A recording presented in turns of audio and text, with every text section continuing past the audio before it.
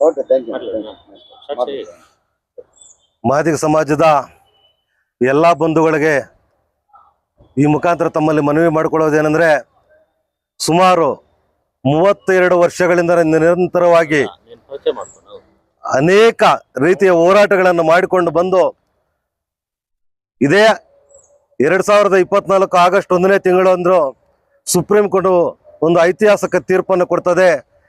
ಆಯಾ ರಾಜ್ಯಗಳಲ್ಲಿ ಒಳ ಮೀಸಲಾತಿ ಆಯಾ ಜನಸಂಖ್ಯೆಗೆ ಅನುಗುಣವಾಗಿ ಎಲ್ಲ ರಾಜ್ಯಗಳಲ್ಲಿ ಮಾಡ್ಕೊಳ್ಬೇಕಂತ ಹೇಳಿ ಒಂದು ಆದೇಶವನ್ನು ಹೊರಡಿಸ್ತದೆ.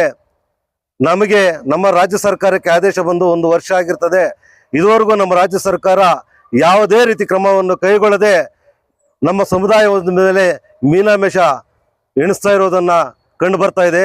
ಹಾಗಾಗಿ ಇದೇ ಆಗಸ್ಟ್ 1ನೇ ತಾರೀಕು ಎಲ್ಲ ಜಿಲ್ಲಾಧಿಕಾರಿಗಳ ಕಚೇರಿಗಳ ಮುಂದುಗಡೆ ಎಲ್ಲ ಸಂಘಟನೆ ಒಟ್ಟುಗೂಡಿಸಿಕೊಂಡು ಉಗ್ರವಾದ ಒಂದು ಹೋರಾಟವನ್ನು ಮಾಡ್ತಾ ಇದ್ದೀವಿ. ಅದರಿಂದ ಎಲ್ಲ ಸಮಾಜದ ಬಂಧುಗಳು, ನಾಗರಿಕ ಬಂಧುಗಳು, ಸಮಾಜದ ಯುವಕರು, ವಿದ್ಯಾರ್ಥಿಗಳು ಹೆಚ್ಚಿನ ಸಂಖ್ಯೆಯಲ್ಲಿ ಬಂದು ಮಾನ್ಯ ಜಿಲ್ಲಾಧಿಕಾರಿಗಳ ಕಚೇರಿ ಮುಂದೆ ಧರಣಿ ಮಾಡಬೇಕಾಗಿ ತಮ್ಮ ಎಲ್ಲ ಮಾದಿಗ ಸಮಾಜ ಬಂಧುಗಳಲ್ಲಿ ವಿನಂತಿಯನ್ನು ಮಾಡಿಕೊಳ್ತೇನೆ. ನನ್ನ ಹೆಸರು ಆಲೇರಿ ಮುನ್ರಾಜು, ಮಾದಿಗ ದಂಡೋರ ಮಾದಿಗ ಮೀಸಲಾತಿ ಹೋರಾಟ ಸಮಿತಿಯ ಜಿಲ್ಲಾಧ್ಯಕ್ಷ ಇದ್ದೀನಿ.